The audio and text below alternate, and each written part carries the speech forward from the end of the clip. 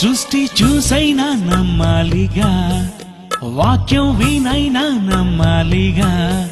నీ నైనాలు చెవులు నమ్ముట కోసం దేవుడే ఇచ్చాడుగా. సృష్టి చూసైనా నమ్మాలిగా, వాక్యం వినైనా నమ్మాలిగా.